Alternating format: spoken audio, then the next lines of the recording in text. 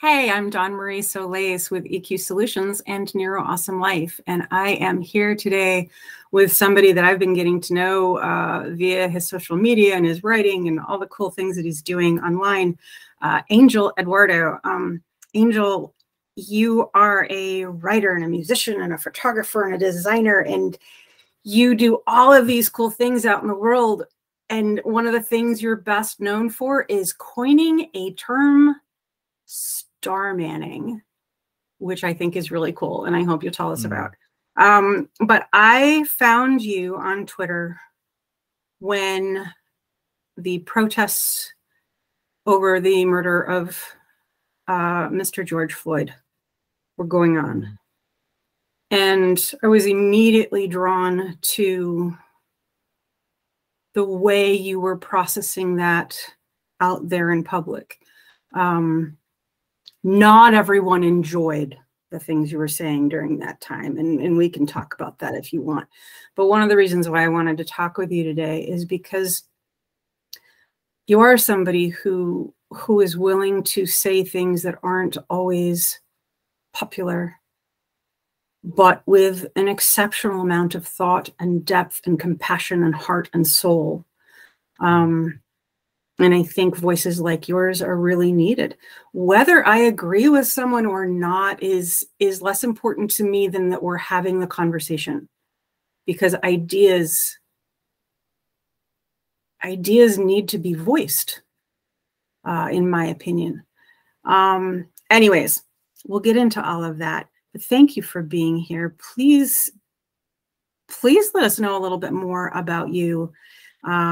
Star manning, the work that you do, all that kind of stuff. Well, thank you for having me, Dawn. It's wonderful to speak with you in person. You and I have chatted a lot on Twitter, but face-to-face, digital face-to-face even is much better. Let's see. You mentioned, yeah, I do a bunch of creative sort of stuff. I'm what I call a compulsive creative. I can't help it, just producing things. It's fun, it's invigorating. And in terms of my public discourse sort of work, it's kind of just always what I've done, except now I'm doing it in public and people seem to resonate with it, which is great because I love hashing it out. I love communicating. I love talking about communicating. And I just want to be helpful. My thing is, you see Superman up here in my bookshelf, like that's my guy. And basically my goal and his goal are sort of the same. I just want to use my powers for good, whatever my powers are. So in this case, it's writing and speaking and trying to communicate with people and creating artwork. And star manning, yeah, I just came up with that sort of, there was just this flash in my head of, what my approach to discourse is like. And it just seemed to me like a logical progression from straw manning to steel manning to star manning. So star manning is just a step above the steel man, which is what you should be doing when you're arguing with people, which is to present the most accurate and charitable version of their argument, or the strongest version of their argument. Star manning takes it a step forward and says not just the strongest and most charitable version of their argument, but also the strongest and most charitable version of the person making the argument. So you're acknowledging their intentions, even if you disagree with them, even if you think they're totally wrong, and even if you think actually that what they're advocating for is dangerous and immoral, you're still reminding yourself that this is a human being, and as a result is deserving of a fundamental level of dignity and respect and compassion, even if they're not acting accordingly. So even if they're not extending that to you or to someone else, it's still what they deserve, because that's just what people deserve. And it allows you to place your disagreement on common ground rather than a fault line. And there are challenges with doing it, and there are different rebuttals I've gotten over the last couple of years talking about this, but generally speaking, it's just an approach to disagreement that allows you to get through by understanding not just what the person is arguing, but why they're arguing it, why it matters to them, why they think it's the right thing to do, even if they're wrong about that. That's what drew me to you a couple of years ago when I found you on Twitter, is as I Mm. sort of quietly watched the ways in which you entered conversations with people. Mm. You seemed to be working hard to understand. I am a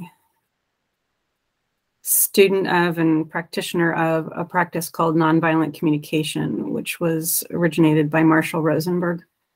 And the idea is very similar, that you work really hard to understand what someone's saying and why they're saying it. That until we understand the why, we actually don't know the what. Right. So, Marshall's approach, he has this wonderful story of, he did quite a bit of peace work in the Middle East when he was alive. And he has the story of entering a place where everyone was very, very angry with the US. And he understood why. And as soon as he entered the room, people were calling him murderer and all kinds of things. And, if any of us enter that kind of environment, we can feel fearful and defensive. And, like, I don't represent the whole of the United States. Why are you mad at me? All of that. And instead of acting on the concern that he might have had for his own safety or a sense of defending himself as an independent individual, he asked them about it.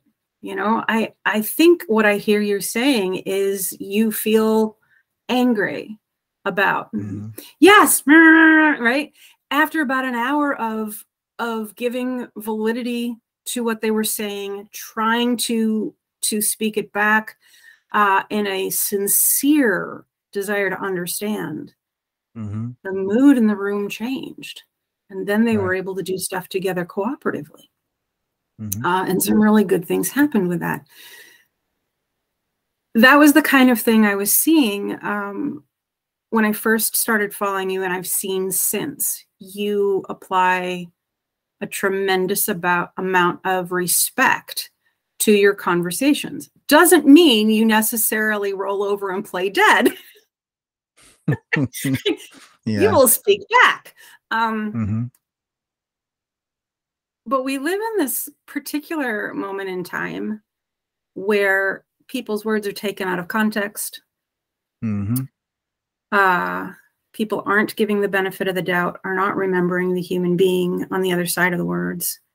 I was looking at your Twitter feed today, and I came across a tweet that, because I know you, I got a good chuckle out of. And then I thought, oh, if people just read this and they don't know Angel, I can, like, I didn't have time to go through all the comments and stuff like that. I mean, somebody who obviously knew you gave you a little bit of a ribbing, right? I got that far. But if it's okay, I'm going to use this as an example of a way that you're saying a thing, but I'm pretty sure very tongue-in-cheek. But if nobody knows that, they're gonna come at you potentially, right? So you said, beware of anyone who tells you all our problems stem from a single source, especially if that source is a particular group of people we should fight and hate. People who do that are the reason we're in this mess. They're out to destroy America, and they need to be stopped. It's funny when you read it out loud. It's funnier when you read it out loud than it is in my head when I was writing it. I am the forever drama geek. My inner high schooler lives large. Okay. That was a great reading. Yeah. No, thank you. Great. I appreciate it. Yeah. If I didn't, even if it was like a few weeks from now and I had forgotten that I wrote that, I would just laugh and be like, that's really good. Yeah. Just from how you read it. It was great. But so I'm out there in the world of Twitter and I come across Angel Eduardo. I don't know who he is. And he says this thing. And depending on how I'm predisposed, I'm either like, yeah, we need to go get those guys, whoever they are, right? We're going to go get them. must be star, Right. Or I'm like, Right. what are you even saying? You've contradicted yourself. Like I used to be an English teacher, so my inner, like, I'm trying to put commas in your tweet. I don't know how to do Twitter without punctuation. It hurts my being. Oh, me too. Did I screw up? I'm such a you pedant about that. You didn't have enough. We'll correct it later. It's okay, Angel. I'm a grammar nerd too, actually. So let me know. But can you dig into that a little bit? Explain what you were thinking when you wrote it and how you hoped it would land with people? Yes. So we have, I don't know if it's a mutual, I don't know if you follow this person as well, but there's a somebody on Twitter whose handle is Furious. I think it's and Furiouser, at and Furiouser. And I'm always impressed by, I believe it's a guy, by his level of sarcasm. Like, I fall into it all the time. I read his tweet and I don't get it. And today I think I successfully reached Furious level sarcasm, where most people, to my surprise, did not understand that I was being sarcastic. So I added a little disclaimer to the tweet now, like, there's a portmanteau that I really love, sarcasm, but it's chasm, like a chasm between people. And the gap between the sarcastic comment and the person who doesn't get it. That's the sarcasm. And yeah, I don't know. I thought that the second half of that tweet was obnoxious enough that people would get that, okay, there's no way this guy doesn't see the contradiction, so it must be on purpose. But a few people haven't caught it, so I don't know. I just thought it'd be funny. I just thought it'd be funny. I wasn't really thinking much of anything. I think it's easy for people to forget or to overlook the fact that I can also joke around, even though I'm committed to, constructive discourse and positive discourse and, civil disagreement and all kinds of stuff like that. Sometimes it's just funny to make a joke. Sometimes I make ridiculous jokes, and my sense of humor is actually kind of dark. So sometimes I'll make really dark jokes, and I guess it puts some people off. I've gotten DMs from, I think, particularly like religious people, scolding me about my language, because I I don't believe in bad words, and I use what are considered to be bad words often. So yeah, I guess people have these perceptions of me that I shatter every once in a while with with weird tweets or things like that. But the sentiment underneath is true. I mean, I do agree with the first half of that. Obviously, not they're all destroying America and we need to fight them. Not the contradictory bit, but I do agree. Anybody who is pointing to univariate solution to a multivariate problem, to get more technical, anybody who's saying that all of these problems are the result of one thing, and especially if the one thing is a them, I think we should all be very wary of that. So there is truth in there. I thought I would kind of spike it with a little bit of an to my eye really obvious contradiction, which makes it funny, but it's not that obvious, I guess. So my audience already knows, but I'm autistic, ADHD, dyslexic, dyscalculic, and dyspraxic. I am sort of like all of the neurodivergent things plopped into one human body. And that either means I'm in on the joke nobody else is in on, right? Like, I get the exceptionally subtle humor that nobody else gets, or I'm outside the joke and no one can explain it to me, right? That's sort of the world I live in, right? If I had not already had a couple of years of experience feeling like I've gotten to know you a little bit through your work, through because you do an amazing amount of writing. You are bylined in some of the top publications in the world, right? So there are ways to get to know at least your your intellectual perspectives on some things, right? So in that way, I feel like I've kind of gotten to know you. If I had not gotten to know you, my sweet little autistic self would have sat there for a very long time trying to figure out, one, did you know it was a contradiction? And two, should I help? Right? Right.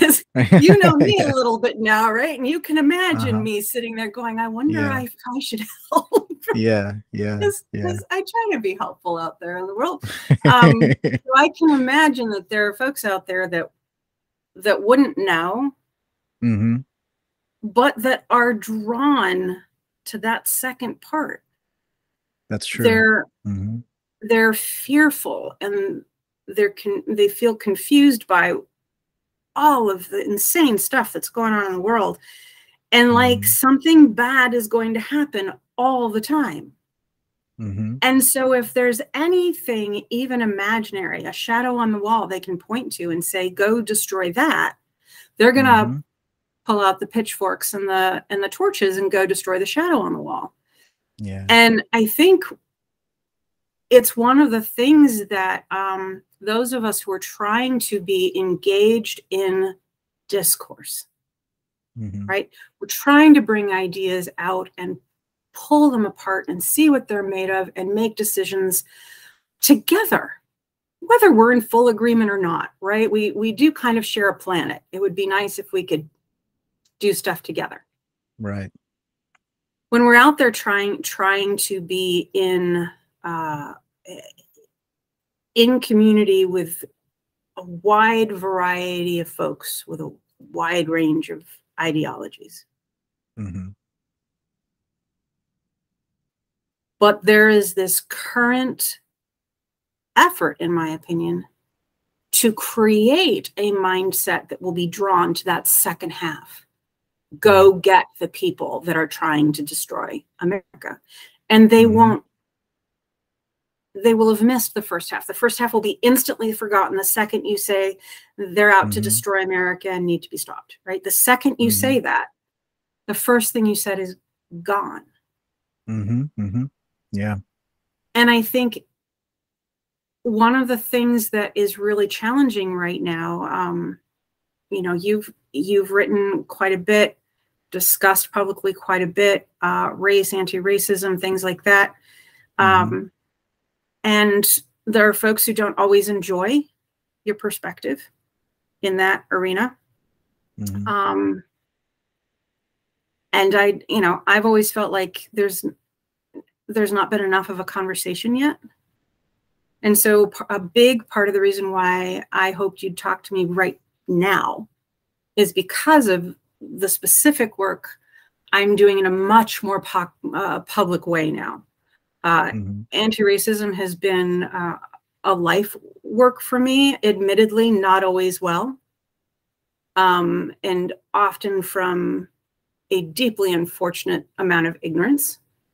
I'm constantly working on that, but right now I have a very public focus on it.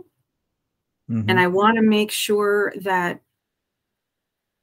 it is a conversation, not a broadcast of an ideology. And so it's such a huge topic. We can't do it in, today. But if you're willing, can you express a little bit of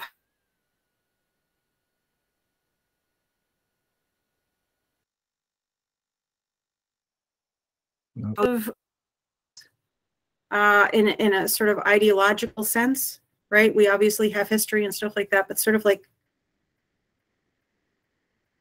why are you still there? Oh yeah. Oh, I lost you for a bit. Yeah, you were frozen for a second. Okay. Yeah. So why should we be talking about race or anti-racism or anything like that? And from your life experience and opinions, how should we be talking about it?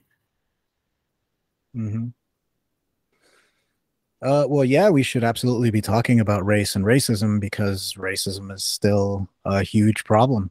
And the history of racism in the United States and everywhere, but in the United States for our purposes, is a serious thing that we need to grapple with. I think we are grappling with it, certainly much more and much better than we have in the past. 50 years ago was very different, the way we engaged with this topic collectively. So I think that's improved. And your mileage may vary, right? I mean, I learned a ton about racism in school. I learned a ton about the civil rights movement and slavery and all these things. And your school may vary, right? Your schools are different and your regions are different and the priorities are different for different reasons, and it becomes political. So, I don't think there's any one sort of fell swoop way to correct that, but it's important to have the conversations, and it's important to say, hey, this is something that kids should know. This is something kids should learn about.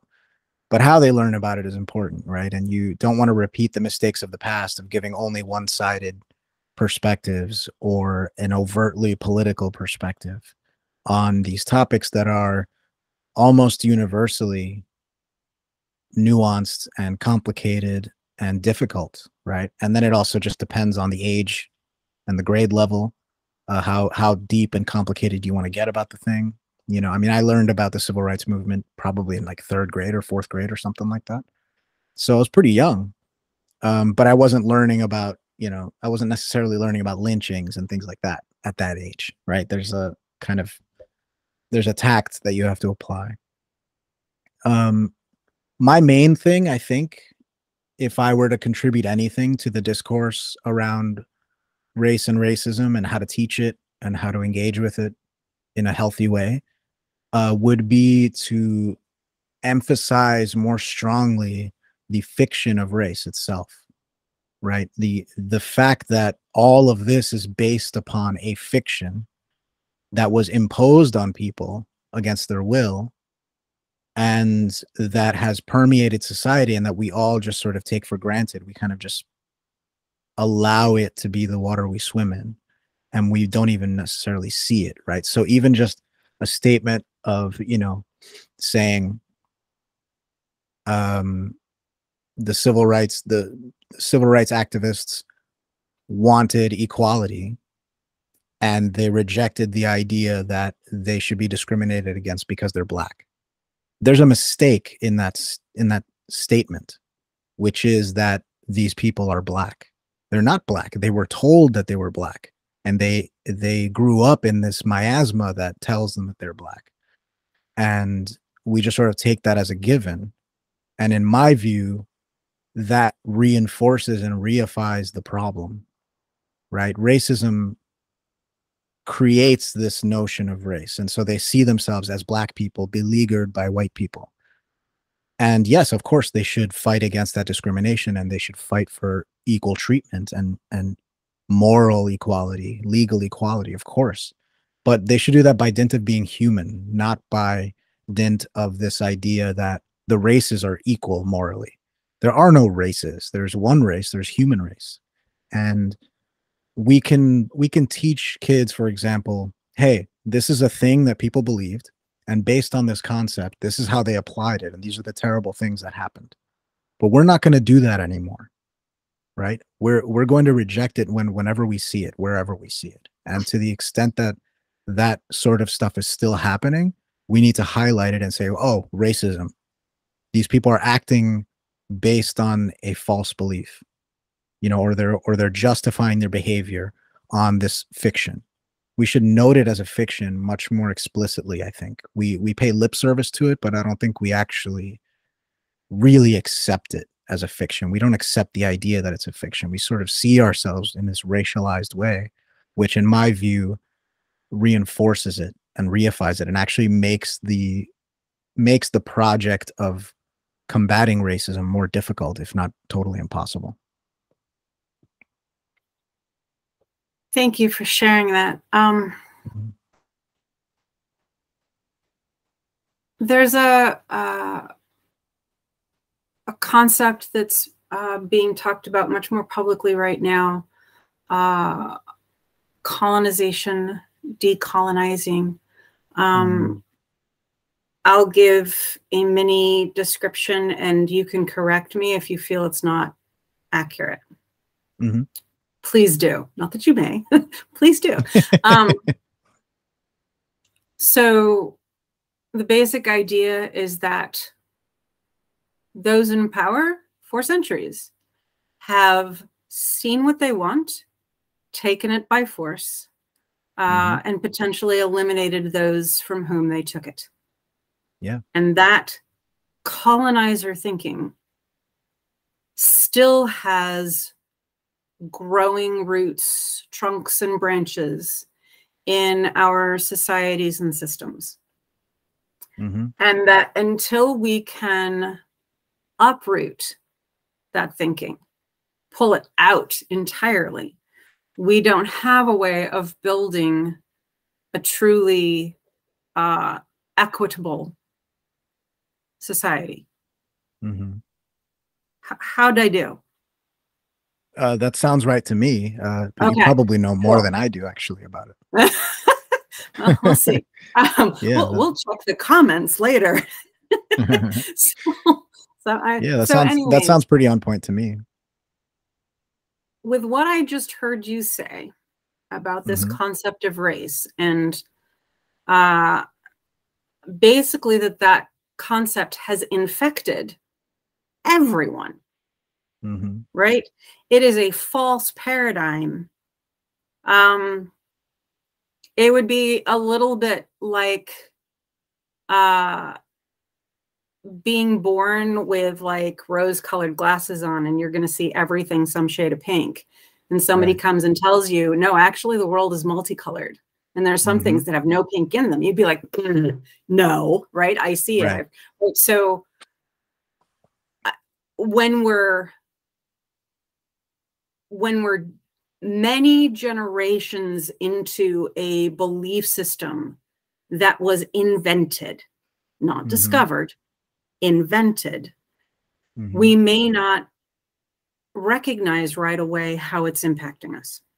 Right. And so with what I just heard you say, it's not just that there's the white race and the black race and the Asian race and that, right there. It's not just that there are all these things, but that there's a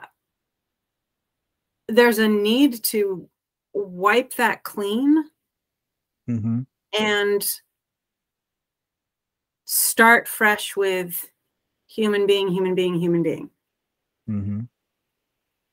In the decolonizing thought,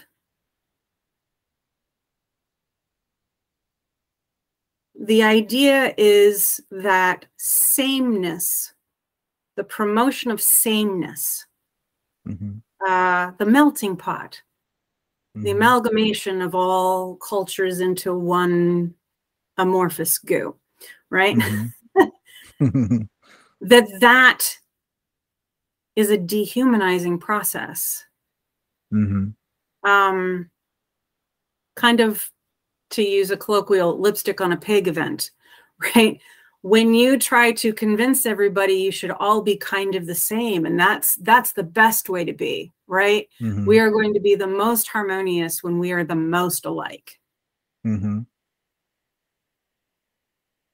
that paradigm, our differences start screaming, right? And then we don't know what to do with them, right?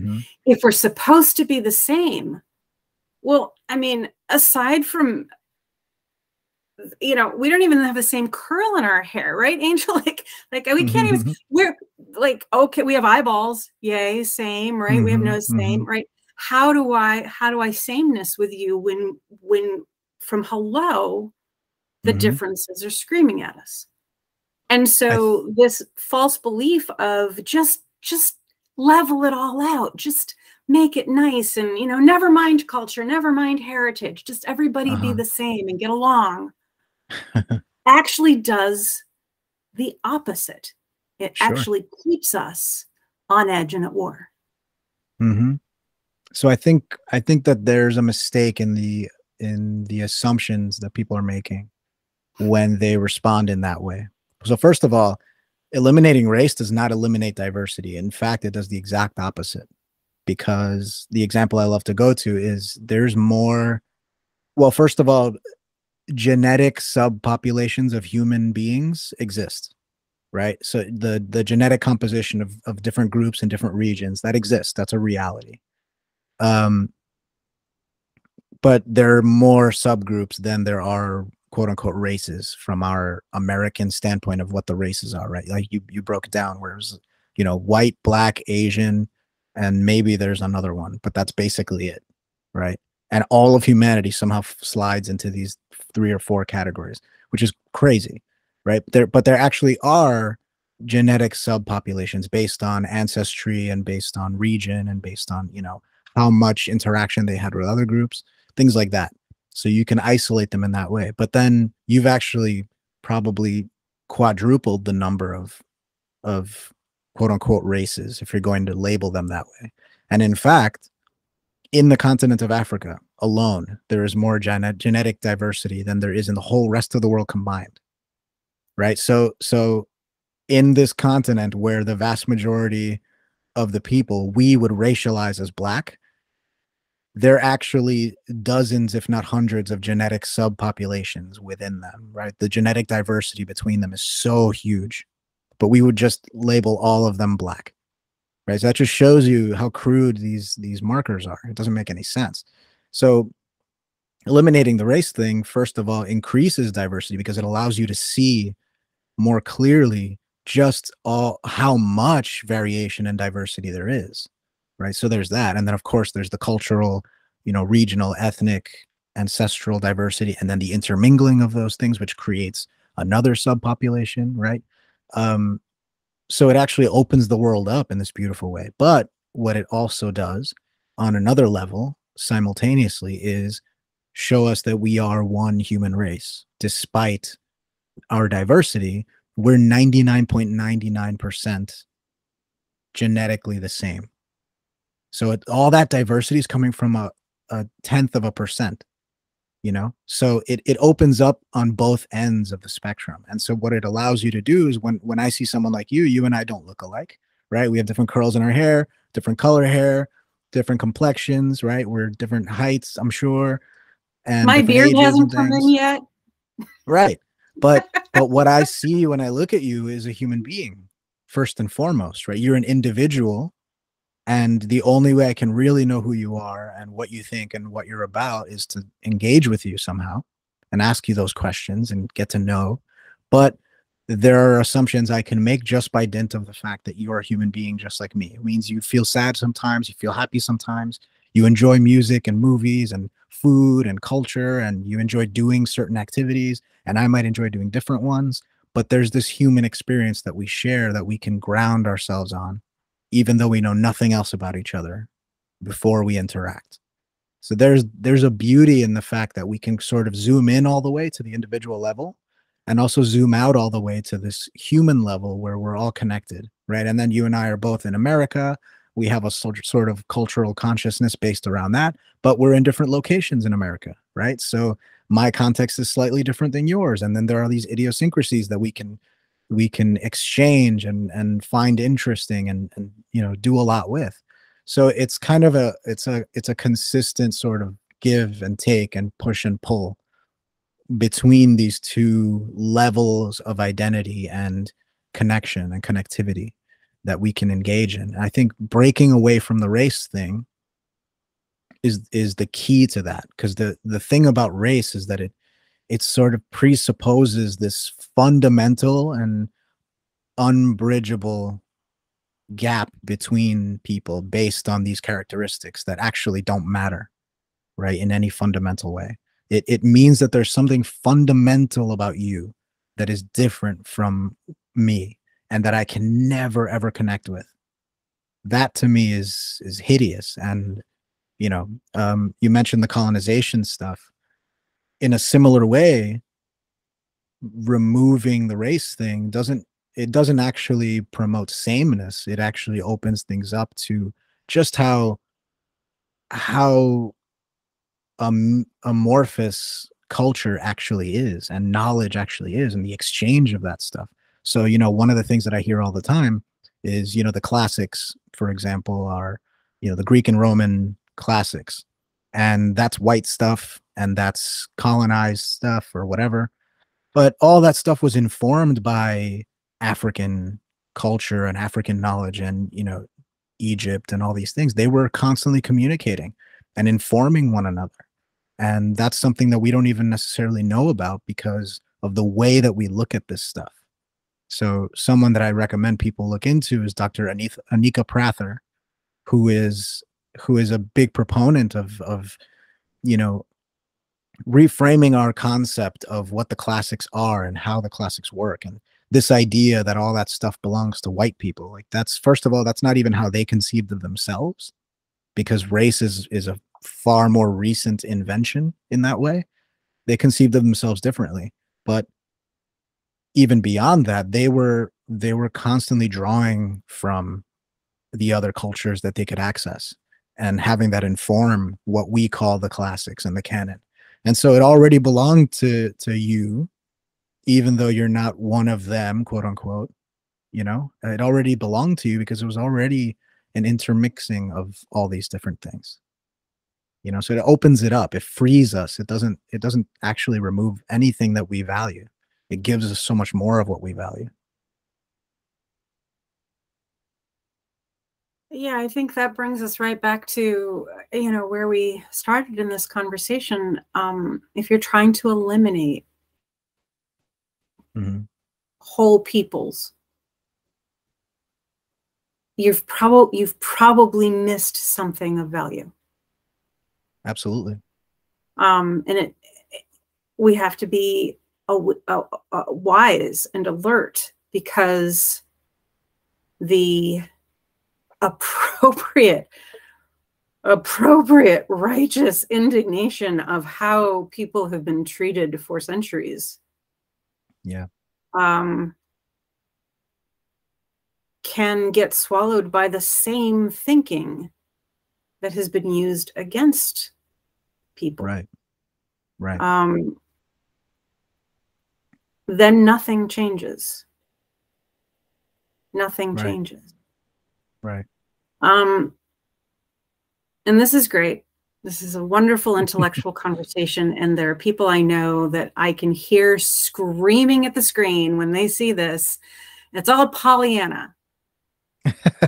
You know, lovely. We're all human beings. But here is a fact of living in the United States for you, Angel Eduardo. If you and I are walking down a public street together, and anyone perceives that you are making me even the teeniest bit unhappy, you're in danger. Right? They might ignore you if you're walking down the street making somebody who looks a little bit more like you unhappy. But if you're making little white lady me unhappy, there are going to be people out there who are going to view you as a danger and somebody who needs to be put in their place. So in the reality of, there's still a significant portion of our United States population that sees all things not white as dangerous, and would rather they didn't exist. Where does a conversation like ours of like see the fellow human enter into discourse? Where does that conversation live? Because I can see legitimate rage that we're having that conversation, right? Like, it doesn't do me any good when my son gets pulled over for being Black, when you know, breathing while Black is an offense in this country. It doesn't do us any good. So, and I think this is some of the pushback I've seen you get, maybe not exactly in that language, but I think this is some of the pushback that you've gotten, that I have seen. And it comes from a place of one, lived reality, right? Mm-hmm. Like, you know, maybe Angel, you don't live where people hate you, and good for you, but I live where people hate, right? I don't mean me, but you know, Sure. Yeah. Yeah. there is a reality out there that needs to Yeah. to be healed. Mm-hmm. Well, there's, Can the way we're talking, like how can the way we're talking add to that healing, or are we just having a lovely intellectual conversation while I sit in my kitchen and you sit in front of your home library, right? mm-hmm. Like, is Mm-hmm. there value in reality out there in the world to the way we're Yes. talking? Yeah, I think there is. And I also think there are multiple things at play. So first of all, I'm not denying anybody's experience. You know, I know that those things happen, and I know that they're terrible and that they shouldn't happen. You know, even if it only happens once, that's too much, in my opinion. However, there is also the perception that those things happen more often than they actually do. And that is also something that makes this stuff more difficult, right? So I don't have numbers in front of me, and it really depends on the specifics of the area we're talking about and when and all that sort of stuff. And there are also, you know, just false positives that happen, you know, when where you mistake somebody's meaning or you mistake somebody's intention. That happens constantly. And again, none of this is to discount anybody's experiences, because those things really do happen and they're terrible. And even if there's a miscommunication and you think it's racism, even if it isn't, you're still feeling that, right? And that still affects the way you're going to experience that moment, and also how you're going to carry it with you. So all that stuff matters. Uh, but I think what's really important is, first of all, you know, if I've been in certain scenarios where I have somebody else's perception of me being imposed upon me, right? To put it in a in a light way. Um, and that's a situation that you have to deal with, and that's a situation that sucks, and I don't wish on anybody. It's also a situation where you have a decision to make. Am I going to internalize this person's perception of me? Am I going to accept it and play along with it, or am I going to reject it? And I think what a lot of people do without realizing it is they just internalize and accept it as something that, you know, they're almost playing along with it in a way where they don't mean to. Of course, it's not what they want, and it doesn't mean that they like it or anything like that. But there's sort of, you know, it's almost like, I've had people come up to me speaking Arabic, right? I've had people come up to me speaking Greek. And not only that, but you know, this old lady at the supermarket came up to me speaking Greek, just a mile a minute, and I had to stop her and say, "I'm sorry, I don't speak Greek," and she got very upset. And she didn't get upset because she couldn't communicate with me. She didn't get upset because I didn't speak Greek or I'm not Greek. She got upset because she thought I was Greek and didn't know how to speak Greek. So that was like another offense to her. Like, how could, look, what are we coming to, that this Greek boy doesn't know how to speak Greek, right? But the whole time she's wrong. I'm not Greek at all. I'm not even close to Greek, right? But that's her perception of me. But imagine if I walked away from that situation saying, "Man, I'm gonna have to start learning Greek." You know, that doesn't make any sense because I'm not Greek, right? I could learn Greek if I want, but it's a similar thing. Now I know that that's a sort of, I don't mean to be cavalier about it. I know that that's a sort of bad analogy because the circumstances are not as dire, right? Nowhere near as dire. But I think a principle is at play that's similar, which is, how much of this dynamic, how much of this circumstance am I going to internalize and then allow to become a part of who I am? And in my view, my answer is none. If someone is racist towards me, which has happened, I just think to myself, "Oh, you're an idiot." And at no point do I walk away going, I have been mistreated and racism is a thing, and now it's going to just corrupt my perspective and my life. I'm going to be like, "No, this person believes nonsense, and acted accordingly. And I'm going to resist that. I'm going to reject it. I'm going to stop them from doing whatever they're doing to me. But that's where it ends. I'm not going to allow their perception of me to become part of my self perception or my self conception. I'm just not going to do that. And I think we can teach people to have more of that perspective, because it'll be helpful in these scenarios, you know, where there's no reason why the hostility of a stranger should mean as much to you as it seems to mean to a lot of people. And I realize that, you know, a lot of it comes from pain and trauma, things that they've experienced, and feeling like their very identity is being devalued and dehumanized. And I understand all of that. I think that in a real way, people aren't recognizing that they're giving other people way too much power over their self-conception and their self-esteem. And I think we could probably do something about that part, right? It's the same way you tell people lock your doors, right? Yeah, you should lock your door because that's a smart idea, because there are people out there who would love to just break into your house and take your stuff, right? And of course, the real lesson should be don't break into people's houses and don't take their stuff, right? That's what we should all be advocating for. But the fact is that there's only so much you individually can do about the entire world of thieves. But there's a lot that you can do about you yourself and your own house and whether or not you lock your door, right? So there are things you can control and there are things you can't. And I think you're focusing more on the things you can control and not ignoring or letting go of the things you can't control, but recognizing that you don't have as much control as you would like, and then operating accordingly to that. I don't know if that's helpful, because I know it's complicated, but yeah, that's my perspective.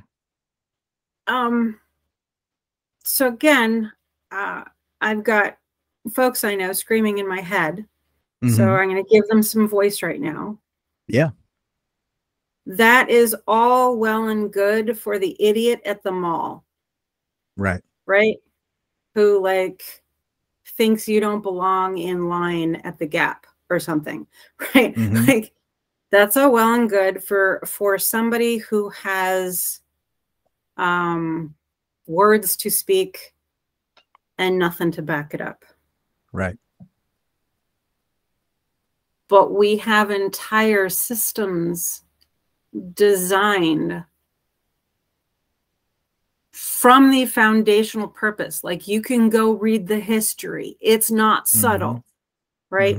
We have systems in place, like our system of policing, that were born and bred in the control of the brain and body of people of color, Indigenous, Black, Hispanic,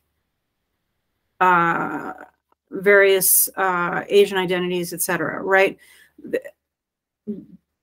The reason policing exists in this country came from a perceived need to control a quote-unquote violent and savage population. Yeah, I've heard that before. Yeah.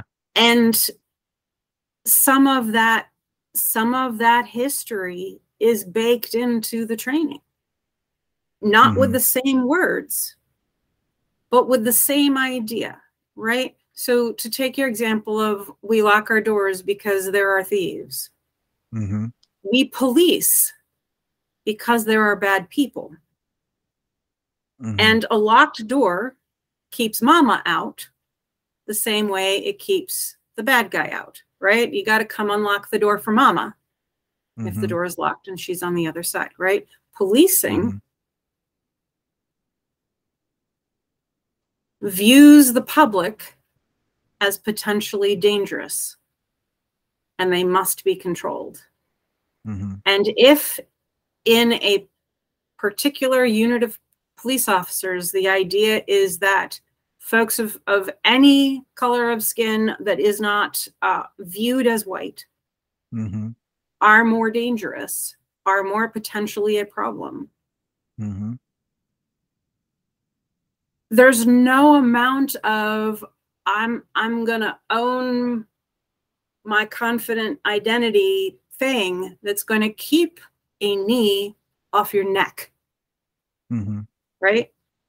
And so I think people can hear you and understand your point and value what you're saying and still say, doesn't help me, Angel. I live in a community where I have to keep my eyes to the ground, my hands out of my pockets, my hood down, just to make it from my front door to work. Mm-hmm. How does my sense of confidence help me if I can't show it safely? Mm-hmm. I can't walk down the street a proud Black man, a proud Hispanic woman, right? I can't walk down the street that way because I call attention to me that will want to hurt me. Mm-hmm. So there's this lived reality out there that people are going to push back on what you just said as still, it's not enough. It's not enough. It may be something we can do 40 years from now, right? But what do we do today? And so we've got just a teeny bit more time left. Sure. Is there a thing that you feel like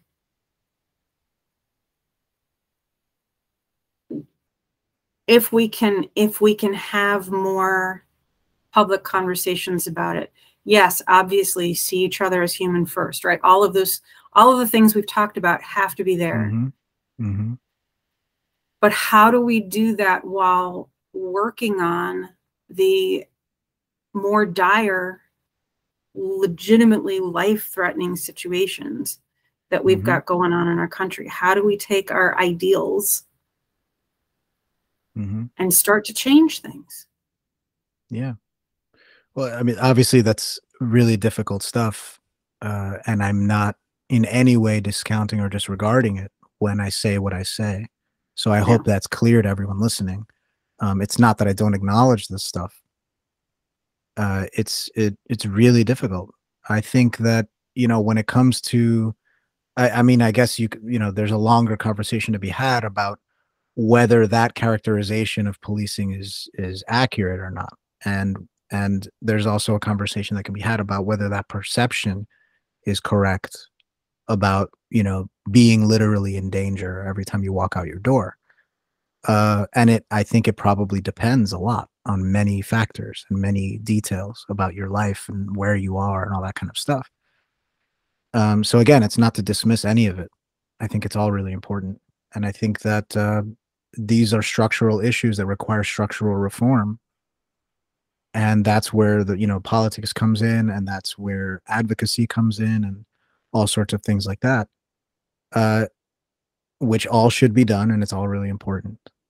My focus is so much on communication and conversation, because it seems to me that those structural reforms can't even begin if we can't understand each other, and if we can't effectively communicate about what those problems actually are. And except when we've maybe made a mistake, or we have a mistaken idea or an inaccurate notion of what the reality is, right? We have to first agree on reality. And the only way to agree on reality is to have these open and honest conversations. If you're in a situation where your life is literally in danger and you actually have to keep your eyes peeled walking just from your home to your car, and then your car to your job, and then back, you're not in a position to have these conversations, right? Because you're concerned with much more present things. And so in that case, maybe this isn't for you, like maybe you should be worried about the other stuff, and the conversation has to happen somewhere else with other people. I think that's why it's probably even more important for those of us who have the ability to speak and who have the ability to have these conversations, to have them effectively and constructively and productively. Because there are people who are not in those positions and they can't do this. So we should do it for them, if not just for ourselves and for society as a whole. I think it's important to do that. But also, you know, check yourself and just make sure that your perception of the world is actually what it is, because we all fool ourselves. We all feel like we see things and then it's not quite what we're seeing. You know, open yourself up to the possibility that maybe there's more hope than you think, and maybe things aren't as dire as you think, because it's very easy to fall into that. We all do it. And again, it's not to say you're lying, it's not to say you're wrong, it's nothing like that. It's just to say we should constantly check ourselves. And of course, if you're in danger, protect yourself, do what you got to do, because I know it can be dire out there. So I hope nothing that I've said comes off as callous. It's not how I mean it. And I hope none of it comes off as, you know, privileged or whatever, because it's not how I mean it either. I recognize that not everyone is in the same position, and it can be very difficult. But it seems to me that the first step to any kind of structural or systemic change is first an individual change, and then an interpersonal change that requires communication, effective communication. And that's kind of the level that I operate at, because it seems like that's where I can do the most good. I'm not a politician, and I'm not a legislator or anything like that, so I can't really do anything on that level. But I can talk to people, and I can model the way that I think productive conversation can go. And hopefully that helps. So I'm going to try to say back to you what I heard. Okay. And you can tell me if I'm with you or I've left the planet. Okay. Okay. What I heard was there are all kinds of things that need to get done right now.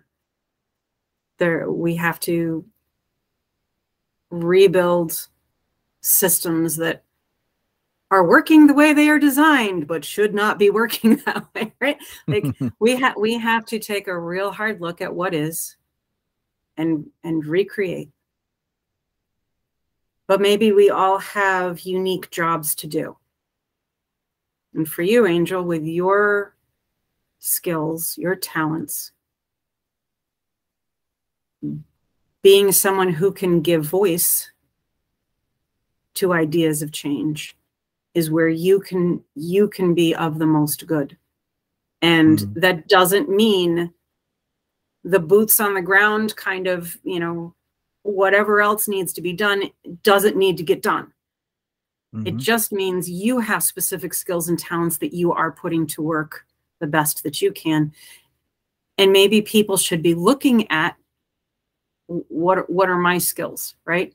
I can't do everything. Right. Let me figure out what I can do, where I am. How's that sound? Yeah, I think that's right. But it's also that to focus on one thing is not to discount the rest. Right. You know, you can acknowledge that it's all important, but there's only so much you can do. And also that you can be wrong. I mean, you can be wrong about all kinds of things. I'm wrong about a bunch of stuff I have no idea about. And it gives me anxiety, you know, because I want to find out, because I don't want to keep being wrong about that stuff, but it's just the way it is. And so it's also just about having a mechanism in place to check yourself, because it's so easy to fall into narratives and to get caught in these realities and then not actually be engaging with the real world, you know?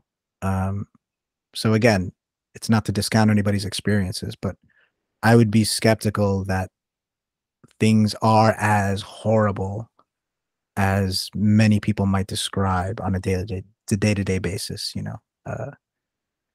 I guess it would be healthy for people to question for themselves how much of that is their actual reality and how much of it is a sort of perception that they've adopted based on things they've heard or whatever, or things that they've extrapolated from things that have happened to them,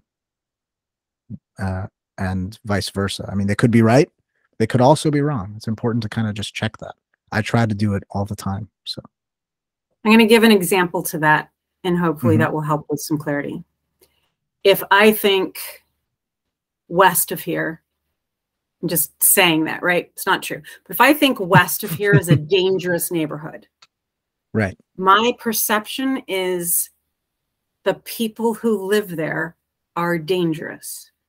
Mm-hmm. I don't have the perception of families gathering for Super Bowl Sunday, the barbecues that are happening in the backyard or on the balcony, the kids, you know, playing stickball in the middle of the street, right?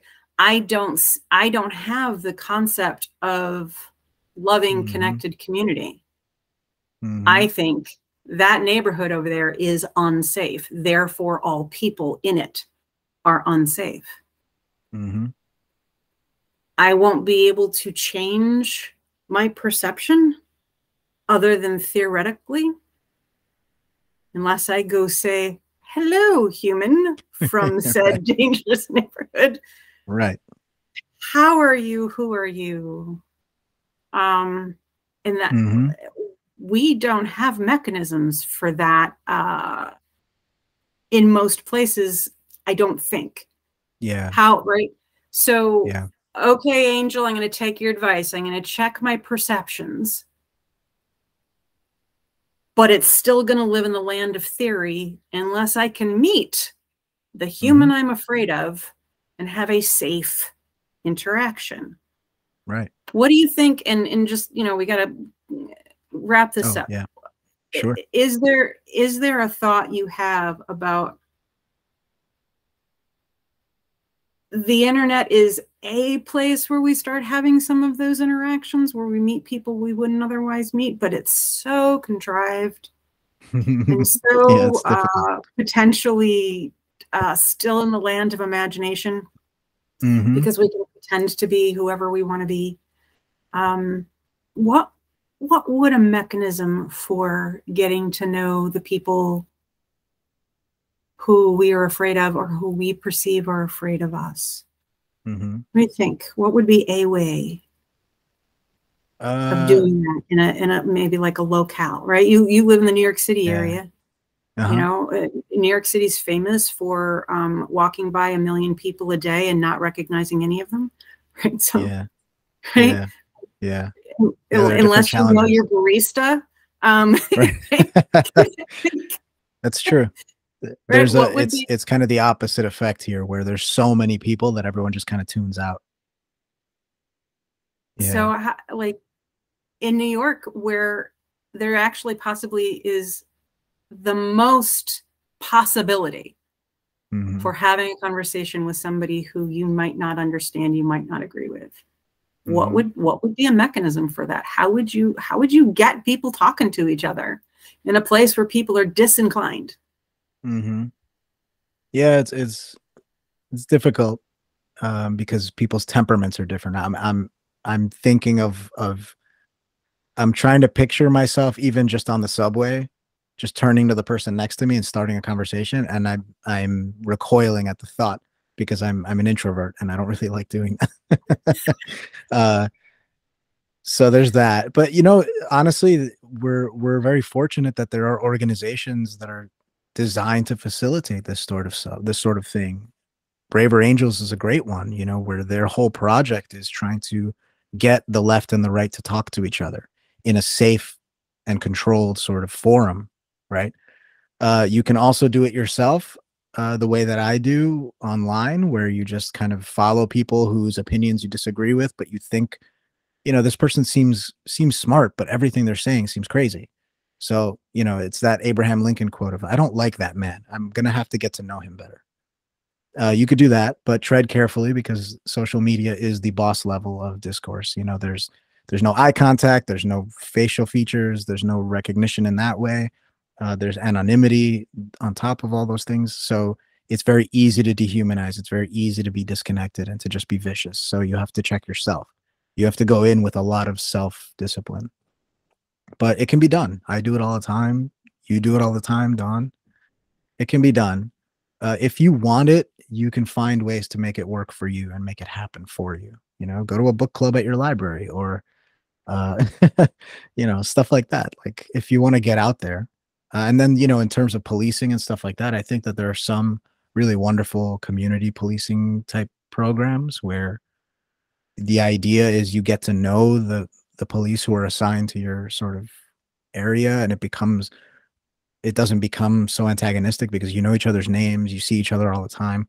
Things like that we should definitely encourage, and we should try to make happen more often. Just anything that gets people recognizing one another as people, so that when there is a conflict, it's not me against this thing or this person. It's me against Dave, and we're having a disagreement.